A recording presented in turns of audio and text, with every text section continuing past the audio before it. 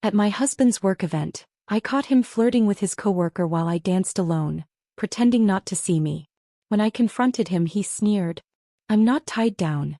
You can stay or leave, but I'm not changing." As I walked away, I felt a mix of betrayal and empowerment. His arrogance would cost him everything. I watched my husband's arms wrap around another woman's waist, his lips brushing against her ear as they swayed to music I could no longer hear over the roaring in my head. The champagne flute in my hand trembled, golden liquid sloshing against crystal, as Mason threw his head back and laughed at something Abigail said. He hadn't laughed like that with me in months. 12 hours on my feet at Pete's Diner had left blisters that stung against my rarely worn heels. I'd rushed through a shower, fought with mascara that kept clumping because my hands wouldn't stop shaking from exhaustion, and squeezed into a dress I'd saved for 3 weeks to buy, all to stand alone at his company's annual sales achievement dinner, invisible even in a room full of people. More champagne. A server paused beside me, tray extended. I shook my head, my throat too tight to form words. My wedding ring caught the light as I gripped my glass. The small diamond, nothing like the glittering rocks that adorned the fingers of Mason's female colleagues. 6 double shifts in a row had provided the money for Mason's new suit, the one that now pressed against Abigail's sequin dress as they continued dancing. He'd insisted he needed it to look the part of future sales director. I'd handed over my tip money without hesitation, believing in his dreams like I always had. "Claire, you made it after all." Sandra, Mason's office manager, appeared at my elbow. Her sympathetic smile told me she'd noticed what I was watching. "I wasn't sure you'd be here. Mason said you might be working tonight." My stomach clenched. He'd told them I wouldn't come? After all the arrangements I'd made to swap shifts? "I wouldn't miss it," I managed, the lie bitter on my tongue. "Mason's been working toward this promotion for so long. Well, our department couldn't function without him." Sandra nodded, sipping her drink. "Though between us, he's been distracted lately. Abigail's arrival has certainly changed the dynamic." My eyes returned to the dance floor where Mason now had his hand resting at the small of Abigail's back, fingers splayed possessively against her dress. The same gesture he'd used with me when we first dated 5 years ago. Before the mortgage. Before his ambitions consumed our relationship. Before I became the support staff in his personal life. "Excuse me," I whispered to Sandra, setting my glass on a nearby table. The path to the dance floor felt endless. Each step sent pain shooting through my arches, a physical manifestation of the ache spreading through my chest. Couples moved around me, their laughter and conversation creating a suffocating bubble I couldn't penetrate. I reached them just as the song changed. Mason's back was to me, his attention fully on Abigail, whose eyes widened slightly when she noticed me approaching. She didn't step back. Didn't remove her hand from his shoulder. "Mason." My voice was steadier than I expected. He turned, surprise flashing across his face before settling into something harder to read. "Claire. I didn't see you arrive." Clearly. The word escaped before I could filter it. Abigail's red lips curved into what might have been intended as a smile. "You must be the wife. Mason's told me so much about you." The lie was transparent. Mason had barely acknowledged my existence at the office Christmas party 6 months ago. I doubted his new account executive knew anything about me beyond my name. If that. "I need to speak with my husband," I said, my gaze locked on Mason. "Privately." Mason sighed, the sound heavy with inconvenience. "We're in the middle of discussing the Westbrook account." "On the dance floor?" The question slipped out sharp and brittle. His jaw tightened, the muscle working beneath his freshly shaved skin. "Fine. 5 minutes." He followed me to a relatively quiet corner near the emergency exit, the red sign casting an appropriately ominous glow over us. Behind him, I could see Abigail watching, not even pretending to look elsewhere. "What's going on?" I asked, hating how small my voice sounded. "What are you talking about?" Mason checked his watch, the one I'd saved for 3 months to buy him last Christmas. "Don't insult me by pretending. I've been standing here for 45 minutes while you've barely left her side." He exhaled sharply. "This is a work event, Claire. I'm networking." "Is that what they call it now?" The words burned my throat. Because from where I was standing, it looked more like foreplay than networking. His expression hardened, eyes narrowing. "You're overreacting. This is important for my career." And what about us? What about our marriage? Mason's gaze drifted past me, back toward the party where Abigail still lingered. Look, I don't have time for this drama right now. The regional director is here and I need to make an impression. Answer me, I insisted, stepping closer. What's happening with us? For a moment something flashed across his face, guilt perhaps or hesitation. Then it was gone, replaced by cold indifference. I'm not tied down. You can stay or leave, but I'm not changing. He delivered the words with a casual cruelty that stole my breath. This is who I am, Claire. This is the life I want. If you can't handle it, that's your problem. The ground seemed to shift beneath me. 5 years of marriage. 3 years of double shifts to support his career. Countless nights spent alone while he networked and climbed and built a life that increasingly had no space for me. Your problem, I repeated numbly. He checked his watch again. I need to get back. The awards presentation starts in 20 minutes and I'm expected to go. I stepped aside, my body moving on autopilot. Mason hesitated for only a second before straightening his tie, the tie I'd pressed this morning with hands raw from dishwater, and walking back toward the party. Toward Abigail. He didn't look back. I watched him go, feeling something inside me crystallize. Not break. Breaking implied weakness, shattering. This was different. This was hardening, strengthening, transforming into something new and unfamiliar. As I turned toward the exit, legs somehow carrying me forward despite the numbness spreading through my body, I caught Sandra's eye across the room. The pity in her expression might have crushed me an hour ago. Now it barely registered. Mason's arrogance would cost him everything, but not because I would take it from him. No, he would lose it himself, piece by piece, as I systematically removed the foundation he'd built his success upon. Me. The drive home from the event venue was a blur of streetlights and quiet sobs. I gripped the steering wheel of our second-hand Honda, the car Mason had deemed good enough for me, while he drove the leased BMW I helped make payments on. Radio off. Windows up. Just the sound of my ragged breathing filling the small space as I tried to process what had happened. Mason wouldn't be home tonight. I knew his routine well enough. The sales dinner would transition to drinks, then to someone suggesting a club or bar where the real networking happened. He'd call around 2 a.m., voice slurred, asking if I could pick him up. Or worse, he wouldn't call at all. Our modest 2-bedroom ranch house felt cavernous as I stepped inside. The silence pressed against my ears as I kicked off the painful heels and flicked on the kitchen light. The breakfast dishes were still in the sink. Mason's coffee mug and plate from the eggs and bacon I'd made him before rushing to my morning shift. I'd been too busy helping him prepare for his presentation to clean up. I didn't wash them now.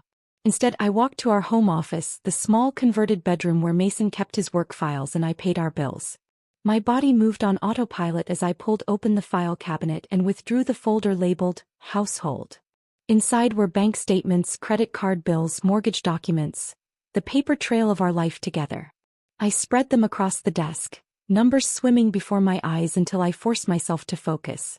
The mortgage was in both our names. The utilities too.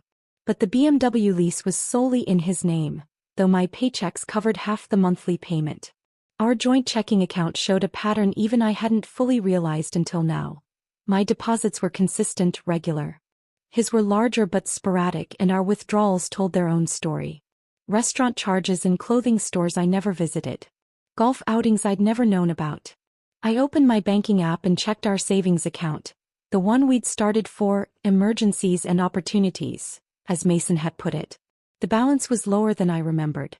Scrolling through recent transactions, I found a withdrawal from 2 weeks ago. $3,000. No note. No explanation. Around the same time Abigail had joined the company. My throat tightened as I switched to our credit card statement. 3 charges at Stillwell's Jewelry. A hotel reservation in Chicago for next month. A sales conference Mason had mentioned needing to attend alone because the company wouldn't cover a spouse. I'd been a fool. Sleep didn't come that night. I lay on the living room couch, unwilling to face our bed, watching the ceiling fan rotate as I mentally calculated years of financial support, emotional labor, and sacrificed opportunities. At 3:17 a.m. my phone buzzed with a text from Mason, staying at Jeff's. Big breakthrough with Westbrook account. Talk tomorrow. Jeff was his sales director. I knew without checking that he lived in the opposite direction from where Mason's location showed on our shared phone tracking app, the feature we'd enabled for safety years ago. The blue dot placed him downtown, near the high-rise apartments where Abigail had mentioned living during a conversation I'd overheard at the start of the party. When my alarm buzzed at 5:30 a.m. for my morning shift, I moved through my routine with mechanical precision. Shower. Uniform. Coffee. But instead of making breakfast for two, I made just enough for myself. The small act of rebellion felt both petty and profound. At the First National Bank branch that opened at 8 a.m., I sat across from a personal banker named Tanya, my waitress uniform incongruous among the morning business crowd. "I'd like to open a separate checking account," I said, sliding my ID across the desk. "Just in my name." Her fingers clacked efficiently on her keyboard. "Any particular type of account you're interested in? Something with minimal fees that I can set up direct deposit with." My voice sounded steadier than I felt. By 8:45 a.m. I had a new account, a temporary debit card, and forms to change my direct deposit at the diner. Tanya had been kind, not asking questions when I'd mentioned wanting to keep my financial information private. The knowing look in her eyes told me she'd helped women like me before. At Pete's Diner, my manager Dave raised his eyebrows when I requested the direct deposit change but signed the form without comment. He did, however, pause before handing it back. "Everything okay, Claire? You look like you haven't slept." I forced a smile. "Just some household adjustments." During my lunch break, I called the credit card company and requested detailed statements for the past year, having them sent to a new email address I created that morning. I couldn't remove my name from the account without Mason's approval, but I could monitor it more closely. That afternoon, I found myself noticing things in our house I'd overlooked before. How the living room was arranged around Mason's gaming system. How my books were tucked into a corner shelf while his sports memorabilia dominated the main bookcase. How even the coffee mugs were organized with his favorites at the front of the cabinet. I moved my mug to the front. When Mason finally came home around dinner time the following day, unshaven and smelling of stale cologne, he barely noticed the small changes. He didn't comment on the empty coffee pot that usually waited for him. Didn't mention the missing breakfast plate. Didn't seem to realize I'd rearranged the magazines on the coffee table, placing my cooking subscription on top of his sports journals. "Rough couple of days," he mumbled, dropping his briefcase by the door where I would normally pick it up and place it in the office. It stayed there unclaimed. "But the Westbrook account is practically closed. Biggest commission of the year." "Congratulations," I said, continuing to fold laundry, only my own clothes in the basket now. His remained unwashed in the hamper. "What's for dinner?" He loosened his tie, eyes already drifting toward the television remote. "Whatever you're making." I stood, gathering my neatly folded clothes. "I ate earlier. Double shift tomorrow. I need sleep." A flicker of confusion crossed his face, but he merely shrugged and reached for his phone, likely to order delivery. He hadn't noticed that my wedding ring now sat in my jewelry box instead of on my finger. Hadn't realized I'd changed the password on my personal laptop. Hadn't seen that I'd removed my emergency contact information from his wallet and replaced it with his mother's number. Mason remained oblivious to my silent calculations, to the invisible ledger I was balancing with each passing hour. The same way he'd been oblivious to my worth for years. 2 weeks into my new financial arrangement, I found myself smiling genuinely for the first time since the company dinner. Mrs. Jenkins, a Tuesday morning regular at Pete's Diner, had just slid a crossword puzzle across the counter toward me during a quiet moment. "You seem different today, honey," she said, tapping her chipped red nail polish against her coffee mug. "Less hidden." I poured her a refill, considering her words. "Hidden? You always had this wall up. All smiles and yes ma'ams but nothing real behind it." She stirred cream into her coffee. "Today you look tired but you look real." I hadn't realized how much energy I'd been pouring into maintaining appearances. Not just for Mason but for everyone. The effort of pretending everything was fine had become so normalized I hadn't recognized it as work. "My husband and I are taking some space," I admitted, the words feeling strange on my tongue. I hadn't spoken them aloud to anyone yet. Mrs. Jenkins nodded, unsurprised. "Figured something was happening. You stopped wearing your ring last week." Had it been that obvious? I glanced down at my bare finger, the slight tan line the only evidence of what had been there. Don't look so worried, she chuckled. Most folks don't notice much beyond their own coffee cups. I just pay attention. That conversation opened something in me. Not a flood of oversharing, I still had my dignity, but a gradual lowering of the mask I'd worn for so long. When Mr. Peterson commented that his eggs were perfect as always, I admitted I'd been distracted lately and was glad they turned out well. When the morning rush left me frazzled, I didn't hide my exhaustion behind a forced smile. Strangely, the customers responded with more genuine warmth. Regular tips increased. The high school teacher who graded papers at table 7 started saving me the crossword puzzle from his newspaper. Little kindnesses appeared when I stopped pretending I didn't need them. On a particularly busy Thursday afternoon, I was juggling 6 tables when a man in his 50s sat at the counter, watching the flow of the diner with interest rather than impatience.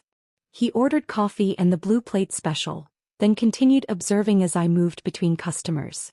"You handle the floor like a conductor with an orchestra," he commented when I refilled his coffee.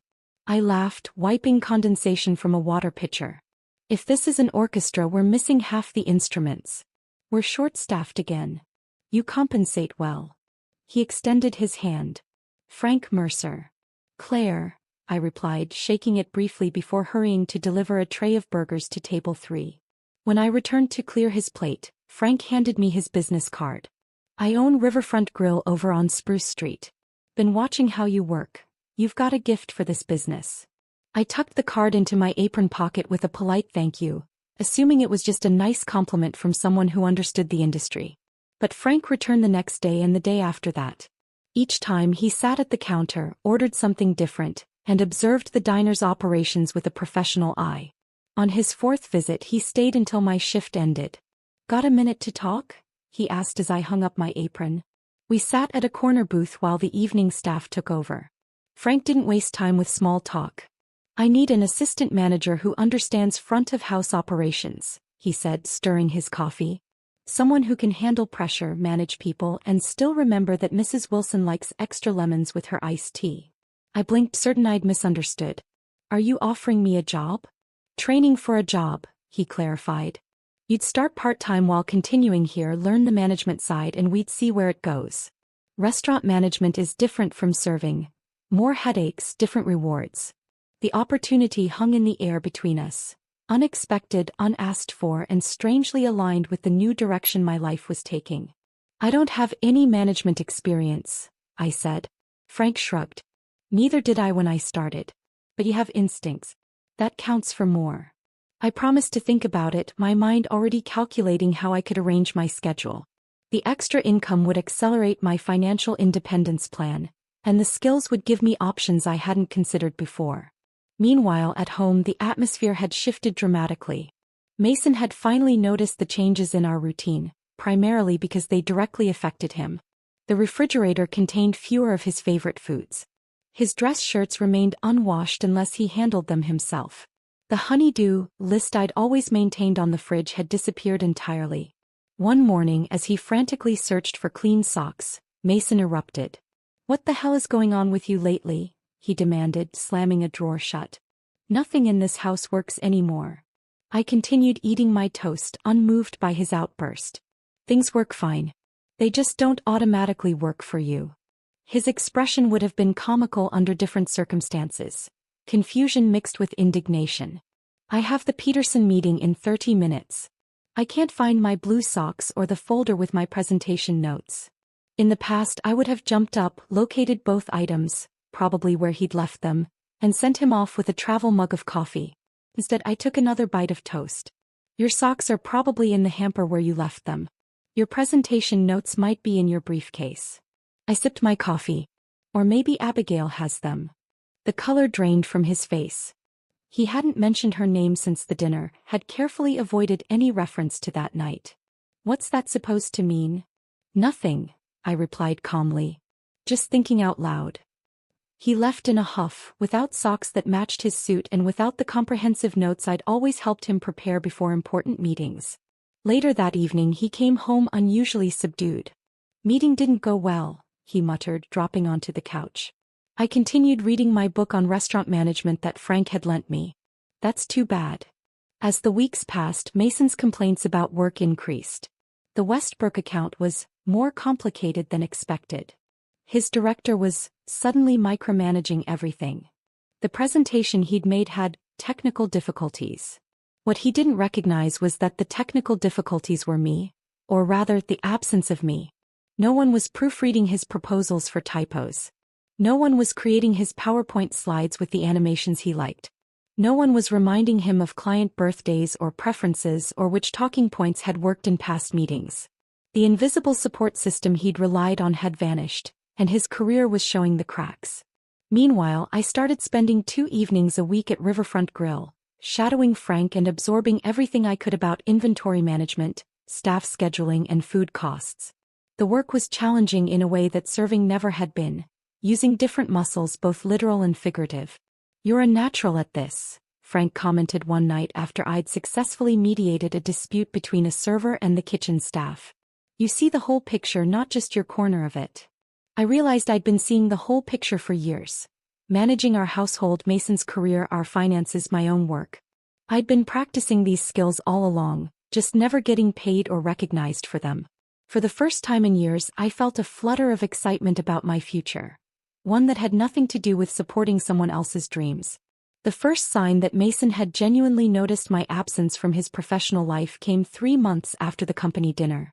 I returned home from an evening training session at Riverfront Grill to find him sitting at the kitchen table, surrounded by papers and looking utterly defeated. "The quarterly numbers came in," he said without looking up. His voice held none of its usual bravado. "I missed my targets. By a lot." I set my bag down, feeling a complicated mix of emotions. Part of me, a small vindictive part one wasn't entirely proud of, felt satisfied. The larger part simply felt tired. Tired of the dance we'd been doing around each other for weeks. Tired of the marriage that existed only in shared bills and occasional stilted conversations about household maintenance. "I'm sorry to hear that," I said, and meant it. Despite everything, I'd never wanted him to fail. I just wanted him to see me. "Jeff pulled me aside today. Said if things don't improve by next quarter, they'll need to reevaluate my position." Mason ran his hands through his hair, which needed a trim, another task I'd always quietly handled for him. "I don't understand what's happening. I'm doing everything the same as before." That was precisely the problem, but I didn't point it out. Instead, I poured myself a glass of water and leaned against the counter, maintaining the physical distance that had become our new normal. "What do you think changed?" I asked. He shook his head, shuffling through papers. "Everything's disorganized. I can't find client notes when I need them. My presentations aren't landing right. It's like I've lost my touch." What he'd lost was me. My organization, my late nights proofreading his proposals, my reminders about which clients preferred which approach. But he still couldn't see it. "Maybe you need a system," I suggested, knowing how hollow the advice was. I had been his system. The following week, I arrived at Riverfront Grill for my regular training shift to find Frank beaming. The lunch rush had just ended, and he motioned me to his office. A small space off the main dining room that somehow managed to be both cluttered and efficient. "Remember the Westlake business I mentioned? The corporate catering contract?" His eyes sparkled with excitement. "They loved your menu suggestions. Said it was exactly the fresh approach they were looking for." Pride bloomed in my chest. Unfamiliar, warming. "Really? I thought those were just practice exercises." "Nothing's just practice in this business." Frank leaned back in his chair. "I submitted your ideas with our bid. If we get the contract, I want you handling it. Full supervision from planning to execution." I blinked, momentarily speechless. "Frank, I've only been training for 3 months. And you've learned more in those 3 months than most people do in a year." He slid a folder across the desk. "This would mean a proper title. Assistant manager. Salary instead of hourly. Benefits."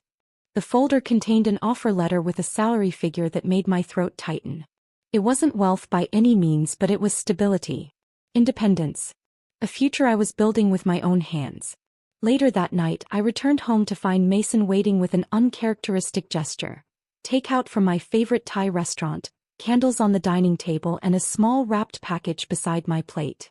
"What's this?" I asked, setting down my bag. "A peace offering." His smile seemed genuine, if nervous. I've been difficult to live with lately. I thought we could use a reset. Part of me wanted to laugh at the inadequacy of his description. Difficult to live with hardly covered the dismissal at the company dinner or the months of taking me for granted. But I was too curious to refuse the dinner, too interested in seeing if he'd finally connected the dots between his professional struggles and his personal behavior. We ate mostly in silence, Mason making occasional comments about neutral topics. A new restaurant near his office, the weather forecast for the weekend. It felt like a first date with a stranger, formal and cautious. After the meal, he pushed the small package toward me. Open it. Inside was a jewelry box containing a pair of sapphire earrings. Pretty but not particularly to my taste. They were the sort of gift a man buys when he doesn't really know the woman he's buying for, despite 5 years of marriage. Thank you, I said, closing the box. They're lovely. I've been thinking about us, Mason began, reaching for my hand across the table. I let him take it, noting how unfamiliar his touch now felt. These past few months, everything's fallen apart. At work, at home. I finally realized what changed. I waited, wondering if the breakthrough I'd been hoping for had finally arrived. I lost my focus, he continued. Got distracted by office politics and new accounts. But I want to fix things now. Get back to how we were. My heart sank. He still didn't see it. How we were, I repeated softly. Yes. He squeezed my hand. You were happier then. We both were. I want that back. I gently withdrew my hand. Mason, do you remember what you said to me at your company dinner? When I confronted you about Abigail. His expression clouded. I was stressed that night. I didn't mean. You said you weren't tied down. That I could stay or leave, but you weren't changing. I met his gaze steadily. Those weren't stress-induced words, Mason. They were honest ones.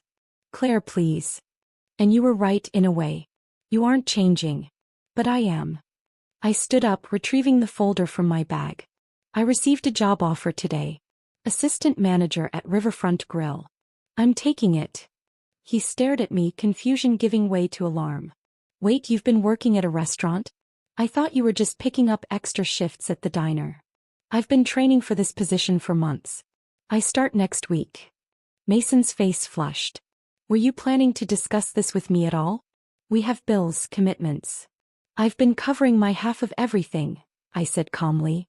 Check the accounts if you don't believe me. That's not the point. He stood now too, agitation making him pace. We're supposed to make major decisions together. That's what marriage is. The irony of his statement wasn't lost on me. Like your decision to publicly humiliate me? Or the decision to withdraw $3,000 from our savings without discussion? Or perhaps your decision about which hotel to book with Abigail for next month's sales conference? His step faltered. You've been spying on me? No, Mason. I've been waking up. I took a deep breath. I've consulted with a lawyer. I'm filing for divorce. The words hung between us, finally spoken after months of internal preparation. Mason's face cycled through emotions, shock, anger, disbelief. You can't be serious, he whispered. I've never been more serious about anything. I gathered the earrings and returned them to him. I don't want these. I don't want a reset. What I want is a life where I'm valued, not just useful. Mason sank back into his chair, the reality of the situation finally hitting him. All this time while I've been struggling, you've been planning to leave me? No. All this time while you've been struggling, I've been finding myself. I headed toward the door, pausing before I left the room. The divorce papers will be delivered to your office next week. I've already arranged for a place of my own. As I walked away, his voice followed me, smaller than I'd ever heard it. Claire, please. I need you. Those words, the ones I'd longed to hear for years, now came too late. He didn't need me. He needed what I provided. The support, the organization, the foundation I'd built that made his success possible. And for the first time, I needed something more than being needed. I stood in front of the mirror in my new apartment, adjusting the collar of my blazer. A simple navy one I'd found at a consignment shop but had tailored to fit perfectly. Professional. Confident. My reflection showed someone I was still getting to know. A woman with purpose in her eyes and determination in the set of her jaw. Today marked my official first day as assistant manager at Riverfront Grill. The small one-bedroom apartment I'd moved into 2 weeks ago still had boxes stacked in corners, but I'd prioritized setting up my closet with my new work wardrobe, practical pieces that bridged the gap between kitchen functionality and management authority. My phone buzzed with a text from Frank. Staff meeting at 9. Bring your A game. I smiled, remembering how Mason used to text me before his big meetings. Not with encouragement but with last-minute requests. Iron my blue shirt. Find my presentation notes. Pick up coffee for the team. The parallel between our career paths struck me suddenly. Both of us stepping into management roles, but with vastly different support systems. The morning staff meeting went smoothly. Frank introduced me officially, though most employees already knew me from my training shifts. I presented the new schedule I'd created, addressing concerns and explaining the logic behind shift changes with a confidence that surprised even me. "You're a natural," Frank commented afterward as we reviewed inventory in his office. The kitchen staff actually listened instead of grumbling. "That's rare for schedule changes." I shrugged but couldn't hide my smile. I just explained the why behind the decisions. People respond better when they understand the reasoning. Most managers never learn that. Frank handed me a thick binder. "Speaking of understanding things, I need you to familiarize yourself with these vendor contracts. We'll be renegotiating next month." The responsibility was daunting but exhilarating. For once, my organizational skills and attention to detail were being valued rather than expected and overlooked. That afternoon, my lawyer called with an update on the divorce proceedings. Mason had finally signed the settlement agreement after weeks of delaying tactics and emotional appeals. The division of assets had gone largely as I'd planned, thanks to my meticulous documentation and financial foresight. "He seemed surprised by how prepared you were," my lawyer commented. "Especially about the separate accounts." I thought about the small acts of financial independence I'd begun months ago. The redirected tips, the separate account, the careful tracking of joint expenses. Those silent calculations had given me options when I needed them most. "When will it be finalized?" I asked, watching the dinner prep start in the kitchen through Frank's office window. "About 30 days. You'll be officially divorced before summer." The word, divorced, still felt strange, a label I'd never expected to wear. But it no longer carried the stigma of failure I once feared. Instead, it represented a conscious choice to value myself when someone else wouldn't. 2 weeks later, I ran into Sandra, Mason's office manager, at the grocery store. I'd been avoiding places where I might encounter mutual acquaintances, still adjusting to my new status. But her warm smile as she approached my cart suggested no judgment. "Claire, you look wonderful." Her eyes took in my relaxed weekend attire and the healthy glow that had returned to my face. "How are you doing?" "I'm good, Sandra. Really good, actually. I'm managing at Riverfront Grill now." Her eyebrows rose appreciatively. "That's a lovely place. Mason mentioned you'd found some restaurant job, but..." She trailed off, clearly recalibrating the information she'd received. I smiled, understanding the disconnect. "How are things at the office?" Sandra's expression shifted subtly. "Challenging. The Westbrook account fell through last month. Mason's been struggling to adjust." I nodded, feeling a complicated mix of emotions. Not satisfaction at his difficulties, but confirmation of what I'd suspected. Without the foundation I'd provided, the cracks in Mason's professional facade were becoming visible to others. "He's not the same," Sandra added quietly. "Disorganized. Missing deadlines. Between us, there's talk of reassigning some of his accounts." I pushed my cart forward, ready to close this chapter. "I hope he figures things out." "Me too." Sandra touched my arm gently. "For what it's worth, many of us miss seeing you at company events. You always brought something special." That evening, back in my apartment, I reviewed the financial proposal Frank had asked me to evaluate. A potential opportunity to purchase a small stake in a new restaurant concept he was developing on the riverfront. The numbers were substantial, representing the bulk of my divorce settlement, but the projected returns were promising. I thought about Mason, about how he'd always controlled our major financial decisions, dismissing my input as uninformed. Now I sat alone at my small dining table, spreadsheets and market research spread before me, making calculations that would shape my future. 3 days later, I signed the investment agreement, becoming a minority partner in what would become Riverside Market and Eatery, a hybrid concept combining local food vendors with casual dining. My restaurant experience and Frank's business acumen made for a partnership that felt balanced and respectful in a way my marriage never had. "To new beginnings," Frank said, raising a coffee mug after we signed the papers. "Not a romantic gesture but something equally valuable: professional respect." "To serving our own dreams," I replied, clinking my mug against his. 1 year later, I stood at the entrance to Riverside Market and Eatery on opening night, watching the space fill with customers excited to explore the local food stalls and communal dining areas we'd designed. My investment had grown into something tangible, something with my fingerprints on every aspect, from the menu collaborations to the staff training program I'd developed. Frank approached, champagne flutes in hand. "We did it." "We certainly did." I accepted the glass, surveying the bustling market with pride. "Have you seen this?" He handed me the local business journal, folded open to a feature on dining trends. A sidebar highlighted recent changes in the corporate dining scene, including a brief mention of Mason's company restructuring their sales department. Mason had been moved to an internal support role, still employed but no longer client-facing. I folded the paper without comment and handed it back. Mason's career trajectory was no longer my concern, nor was it the measure of my success.